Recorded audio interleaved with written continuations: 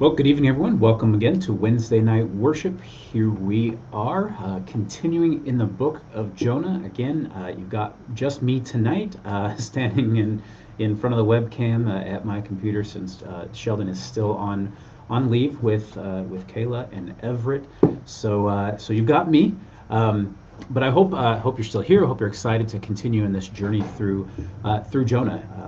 Really getting into the meat of it. I am loving this study as I'm doing it personally. So I hope some of that gets passed on to you too. Um, so as we begin tonight, again, thank you for being here. We will begin with some music provided back in April by Sheldon and Kayla, as they will lead us, and then after they're done, we will get into the meat of Jonah chapter 2. Again, if you haven't read Jonah chapter 2 prior to this evening, please go pause this now, read Jonah chapter 2 so you can kind of be ready as we begin to discuss the nuances of Jonah chapter 2. All right, without further ado, here is Sheldon and Kayla to lead us in worship.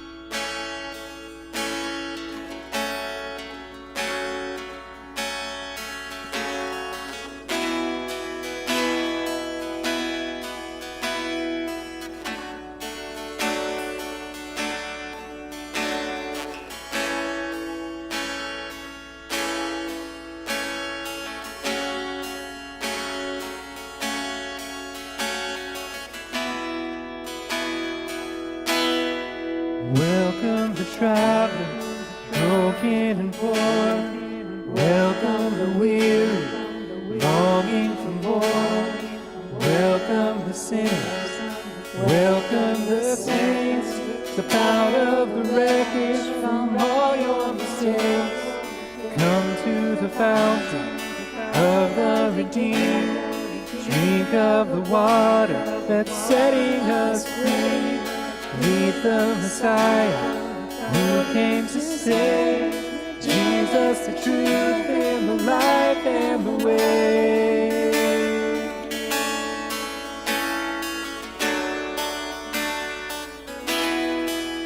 Singing, whoa, we are the people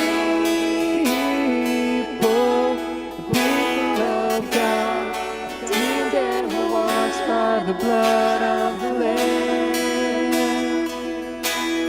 You've made some mistakes, too, I'm afraid. For that very reason, the Messiah was slain. Here on our knees, repentance is key to breaking these chains and setting us free.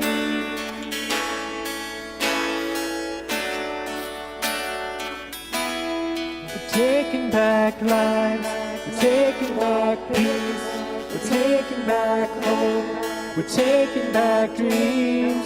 Love of a Savior is setting us free. This is the anthem of the redeemed. We're taking back life, we're taking back peace, we're taking back hope, we're taking back dreams. The love of a Savior is setting us free. This is the anthem of the redeemed. Singing, whoa, we are the people of God, redeemed and we're washed by the blood of the Lamb. Singing, whoa, we are the people of God, redeemed and we're washed by the blood of the Lamb. The people of God, redeemed and washed by the blood of the Lamb. We're the people of God, redeemed and we're washed by the blood of the Lamb.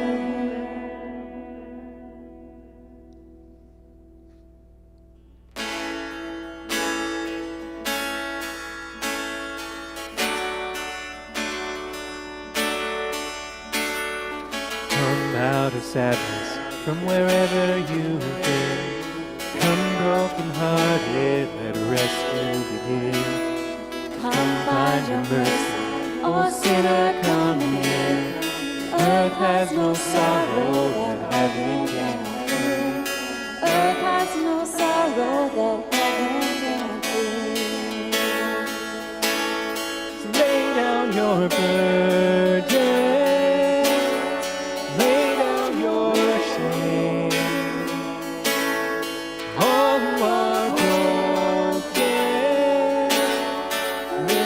Your faith, oh wanderer, come home. You're not too far. So lay down your head, lay down your heart, come as you are. There's hope for the hopeless and all those who stay. Come sit at the table. Come taste the grace. There's rest for the weary, rest that endures. Earth has no sorrow that heaven can cure. Lay down your burden, lay down your shame. All who are broken, lift up your faith. Come home, you're not too far. So lay down your head, lay down your heart, come as you are. There's joy for the morning, oh sinner, be still. Earth has no sorrow that heaven can feel. Earth has no sorrow and heaven can't heal. Lay down your burdens, lay down your shame. All who are broken, lift up your faith. Oh, wanderer, come home. You're not too far. So lay down your head, lay down your heart. Come as you are. So lay down your head, lay down your heart. Come as you are.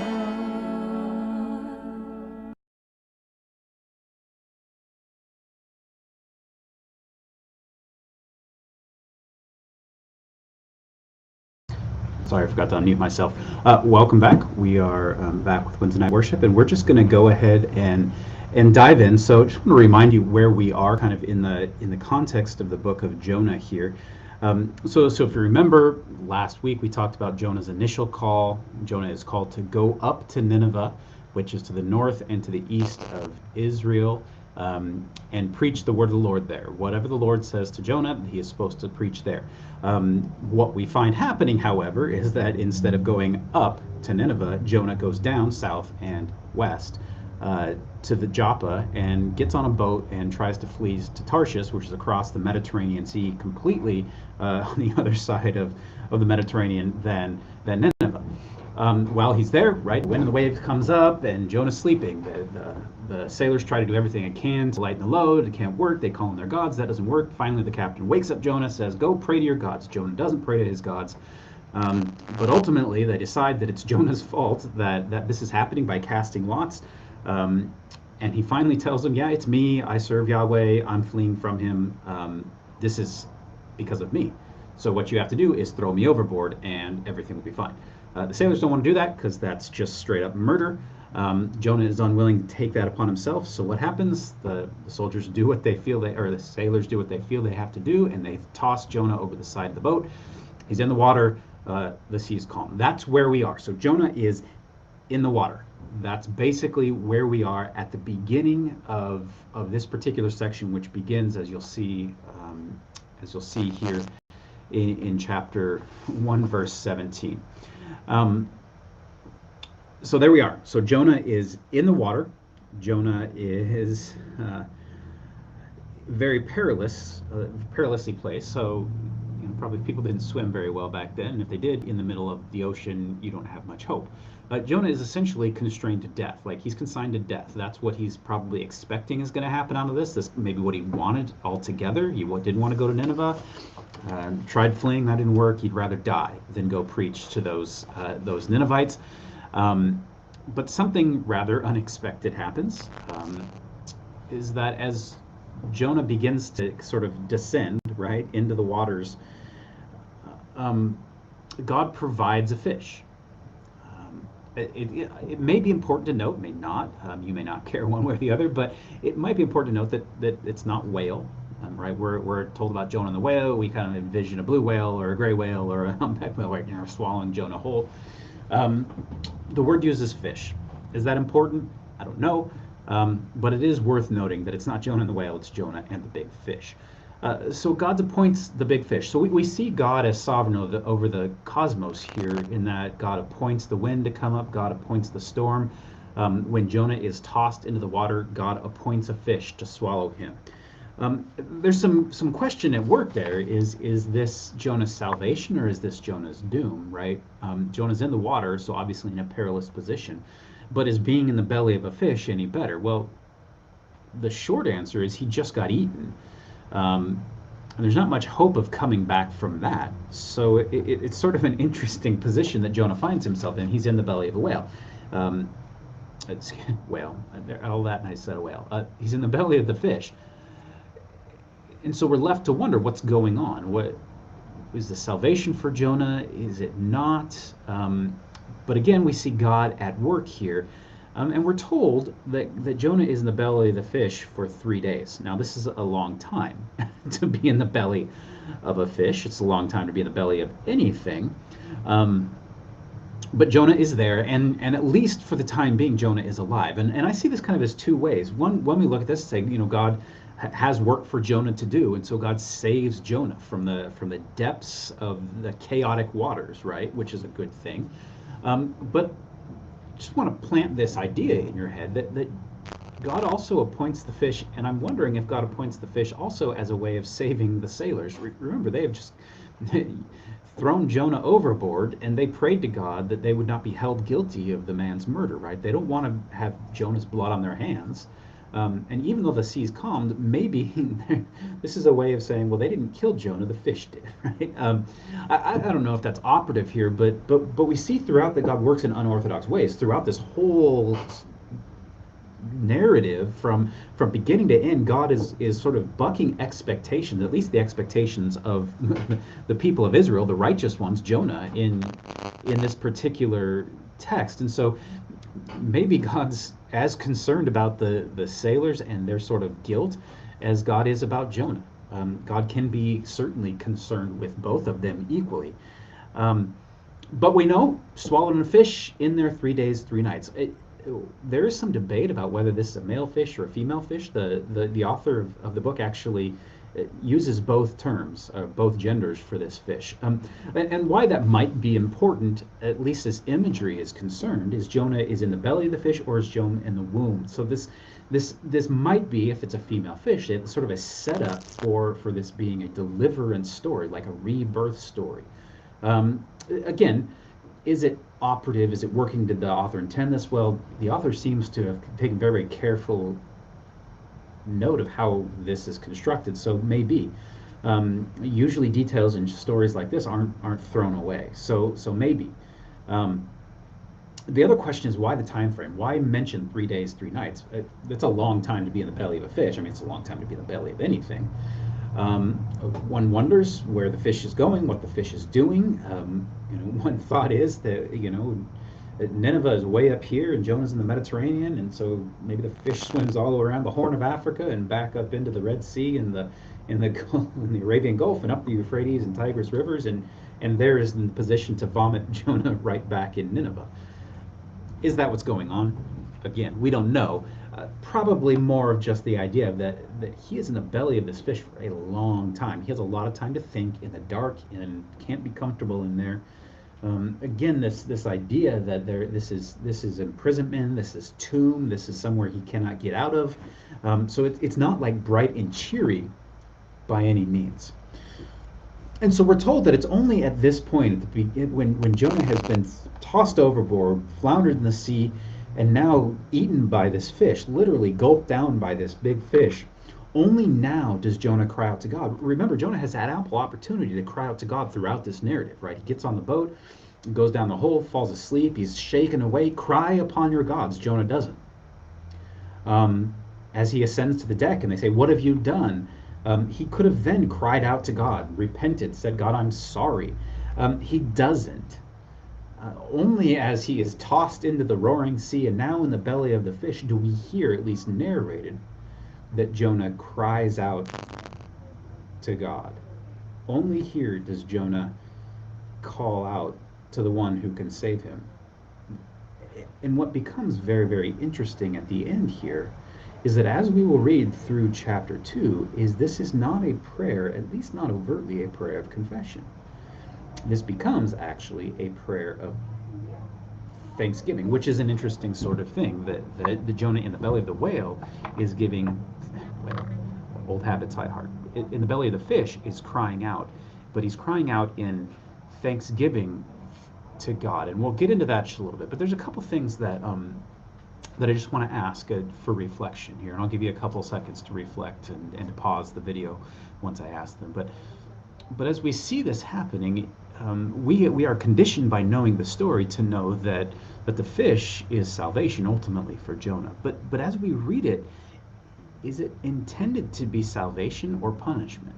Right? Is God saying, oh, he's in the water, I got to do something, rescue him by a fish? Or is God saying, this is sort of this punishment, this going down, this Sheol, this purgatory maybe of a place to be where Jonah has to be in order to come to the point where he will be obedient. Um, or is the fish simply somewhere that God needs Jonah to get where God wants Jonah to go? And so God says, okay, you won't go by boat. You went the opposite direction. Let me get the transportation. This is God's mode of transportation. So what is this fish supposed to be? Is it a good thing for Jonah or a bad thing, or is it both? And can it be both?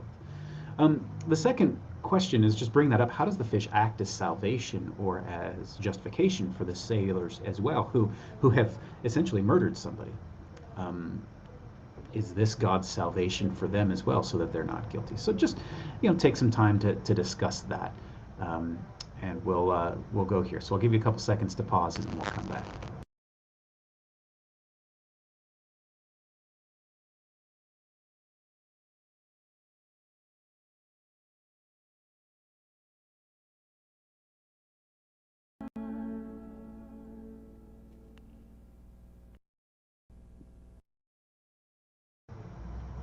All right, so hopefully we've had some discussion time over that, some time to journal perhaps.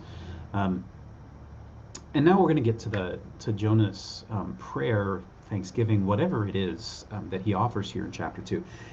And this bears reading. I want us to read this because I want you, as you hear what Jonah is saying here, think about all that has happened within the narrative thus far and ask yourself, does this match? Does what Jonah describes here in these kind of verses really match what has happened thus far in the narrative? Perhaps that's prejudicing you a little bit towards this, but really it doesn't. So I just want you to hear that and to note that these aren't matching. So let me just read this a little bit here for you. Then Jonah cried out to the Lord God from the belly of the fish, saying, I called out to the Lord of my distress, and he answered me. Out of the belly of Sheol I cried, and you heard my voice. You cast me into the deep, into the heart of the seas, and the flood surrounds me. All of your waves and your billows passed over me. Then I said, I am driven away from your sight. How shall I look again upon your holy temple? The waters closed over me, and the deep surrounded me. Weeds were wrapped around my head at the roots of the mountains. I went down to the land whose bars are closed upon me forever. Yet you brought up my life from the pit, O Lord my God. As my life was ebbing away, I remembered the Lord, and my prayer came to you in your holy temple. Those who worship vain idols forsake their true loyalty, but I, with the voice of thanksgiving, will sacrifice to you. What I have vowed, I will pay. Deliverance belongs to the Lord. So just at the outset, I just want you to think about the narrative that has just happened. Jonah hasn't cried out. Jonah hasn't asked for forgiveness. Jonah hasn't been righteous in any sort of way. Jonah hasn't demonstrated piety to the Lord. In fact, in every instance, Jonah has done the exact opposite of what we might expect of a righteous person. Jonah is not being unjustly afflicted with suffering by God, shunned from God's sight. Jonah is literally running away from God. And so what we have here, I think, there are other ways of reading it, and we'll talk about that, but what we have here is what seems like a revisionist history, right? What Jonah narrates in his own mind, in his own prayer, is not at all what happened. So what are we to make of that? But let's talk about that a little. So Jonah, first of all, thanks God for rescue, and so at least in Jonah's mind, or at least here, Jonah seems to see this belly of the fish not as punishment, but as salvation, right? This is God's salvation, rescuing God. Or perhaps Jonah is anticipating that this fish will be rescue and not his doom or his judgment. But more than that, he paints the picture of himself in much more rosy sense than we have read thus far, right? He has not been righteous. He has not cried out to God. He has not longed for the temple courts, right? He has shown himself to be obstinate, to be running from God, to refuse to cry out to God when things are rough, to refuse to intercede on behalf of these sailors because of his own rebellion. He refuses to even take responsibility for his actions and just jump over the side rather than make them toss him, right? Everything he has done has presented him as obstinate, as not the righteous sufferer that he is painting himself to be, right? it's not really even confession. He sort of gives some pious lines, right? Things that sound really great, but again, they don't match his activity or his actions thus far. And so we're presented with this picture of Jonah's vision of himself being much, much different than the vision that has been painted of him in this narrative. Who's right? Right? The narrative shows him to be a very, very different person. And again, he hasn't confessed at any point in this. Has he turned back towards God and confessed? Unless this activity of thanksgiving is a turning back to God. But again, he never owns what he has done. He puts it on God. He's the recipient of this anger, this divine wrath, this frustration, all that stuff. He's the recipient of. But it never says what he did, that he deserves it. He never owns it for himself, right? And so Jonah is really he's telling a fish story, right? The seaweed wrapped around my head, and just all this sort of stuff. And perhaps he's taking poetic license, right? This is how he feels when he was in the water. But as the narrator, as it is narrated, what happens, right? He's tossed in the water, and God appoints a fish. Right? There's none of this sinking down, this lowering down, this going down into the depths. It's just him getting tossed in and eaten by the fish. So again, it's this story that it's almost making more about it than is there. And again, it's narrative, so maybe something's left out, maybe not everything's in there. We should probably give the benefit of the doubt in that, but still, there's an incongruity between what he describes going down and Sheol, being locked in with bars that are shut on him forever, right? All that stuff. It just doesn't gel with what we have read thus far in the narrative. So Jonah is painting himself in position of the righteous sufferer, right? The one who cries out rightly when things go bad. The one who when he is oppressed, he cries out to God and recognizes God as deliverer. Well, it has taken him a long time, and he has been very obstinate to get to this point. I think he gives himself too much credit, right? He hasn't humbled himself. He hasn't placed himself before God and saying, God, I've messed up. I've run from you. I am sorry. He has just said, I was in the pits of despair, which is true, but it wasn't because God was being capricious or angry. It was because God was trying to get his attention, and this is what it took to get his attention. He even says, I'm not like those who go after their vain idols, right? Again, this picture that Jonah paints is just very, very different. He is the insider who has acted all wrong in this. He has the right words to say right now, but he has acted all wrong, whereas it is those who might be considered idolaters or pagans, the guys on the ship, right? They're the ones who acted rightly. They're the ones who cried out to God. They're the ones who said, God, help us. They're the ones who cried out to their own gods. There's ones who when push came to shove, they're the ones who said, who's done wrong? What must we do? And even when Jonah says, toss me overboard and it will appease my God, they don't want to do that. They don't want to commit murder. They don't want to go the unrighteous route. And after they toss Jonah, they confess. They pray to God. They give God sacrifices. They make vows. They turn towards Yahweh, right? They worship Yahweh as is right and it is good. But they have shown all along their actions match that word, right? Whereas Jonah is words here. He's speaking all these words. He's confessing all these things. He's saying all this flowery language, right? He's quoting this psalm, perhaps. And yet he's not shown himself in his actions, in the way he's acting, to be a righteous person. So there's an interesting incongruity between Jonah's words and Jonah's life. Now, let's be a little bit fair. Let's talk. There's another side, another possibility, right? What happens when Jonah hit the water? Did he confess? Did he cry out to God? Did he do all of these things he's saying when he hit the water, between when he hit the water and when the fish swallowed him? Possibly, right? Possibly he cries out to God in the water, then God appoints the fish. But that's not the narration. That's not what we're told happened. So that would have to be supplied by us, right? We would have to assume that about Jonah, rather than just read what is written here. And given the misunderstanding, the way Jonah seems to act in ways that are opposite of righteousness, of what God wants and what God requires, and the very people who are outsiders seem to act in ways that are consummate with how God desires and acts, it's probably meant, right, that Jonah's actions and his words do not match. And more so that his sort of self-assessment does not match the narrative objective sort of assessment of who Jonah is. right? And that's pretty fair and pretty common, right? Generally, our own assessment, especially when suffering, of our own selves, of our own righteousness, is much higher than perhaps it would be.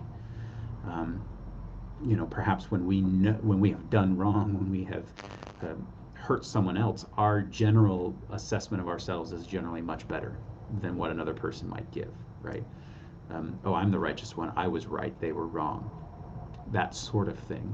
So it's not terribly unusual, but perhaps the broader themes here that we're supposed to understand is if Jonah is the insider and Ninevites are the outsiders, um, constantly throughout this narrative, it's the outsiders who act in ways that righteous people ought to act, and it is the insiders who remain obstinate and miffed and confused about what God is doing and about the nature of God, right?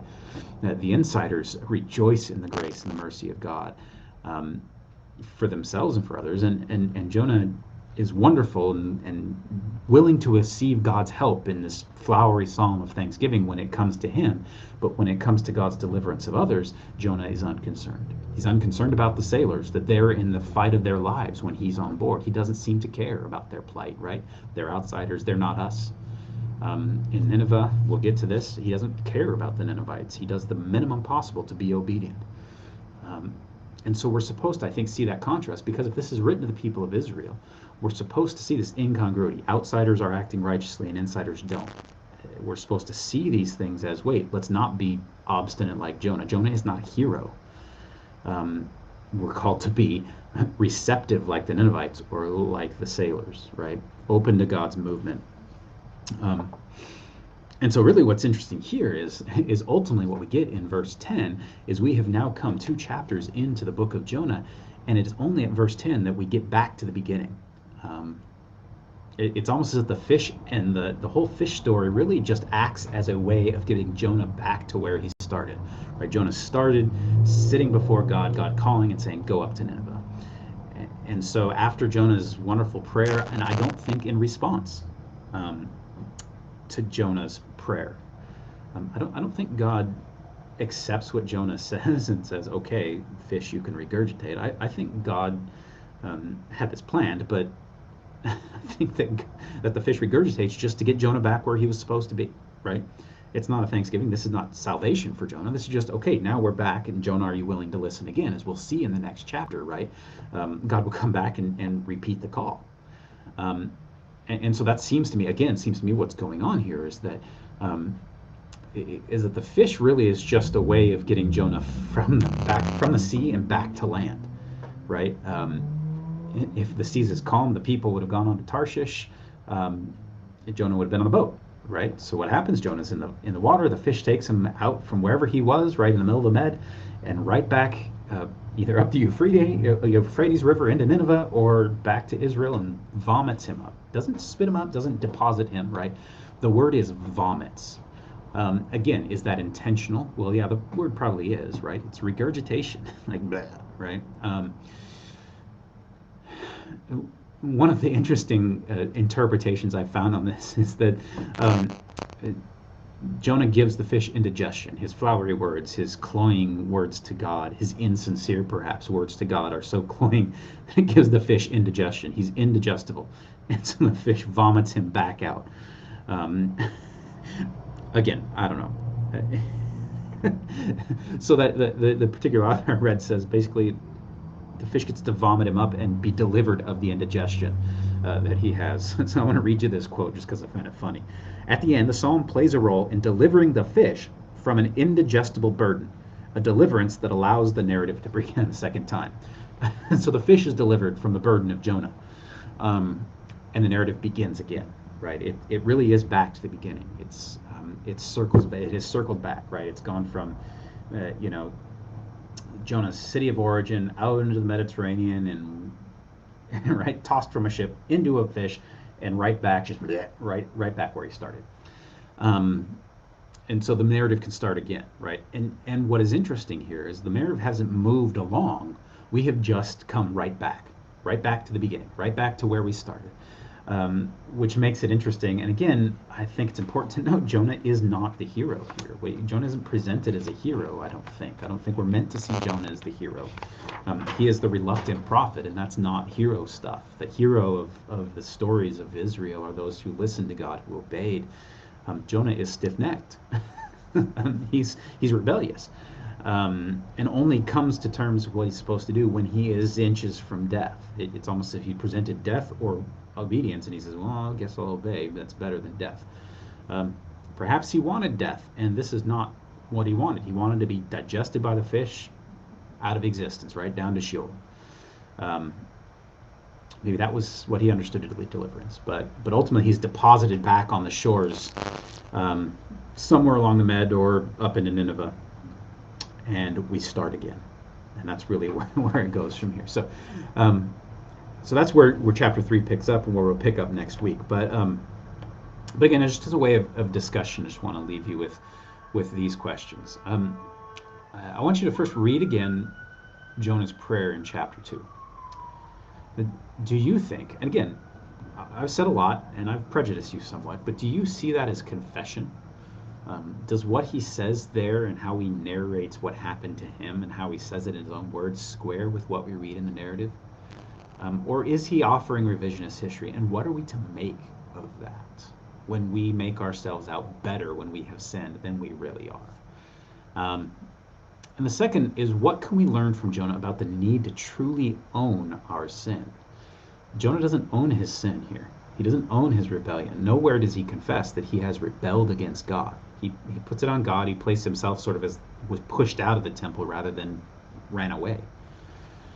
So what are we to learn about the need that we have to own our own sin, especially when it comes, and this maybe should have been better next week, but when it comes to, we know that Nineveh repents, they own their sin, and Jonah never does. What are we to learn from this, and how to proceed, and how to understand ourselves? So I'll give you a couple of seconds to pause it, and then we'll come back.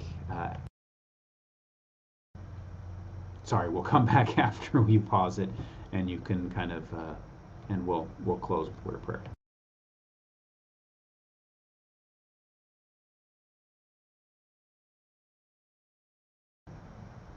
All right, so again, hopefully you've had some time to discuss that with people around you, take some time to reflect or to journal on those questions. As we close, again, I really want to encourage you to read the entirety of Jonah because this is important, but really make sure you read Jonah chapter 3. And what I want us to keep in mind is watch again the contrast between what Jonah prays and how Jonah reacts to God's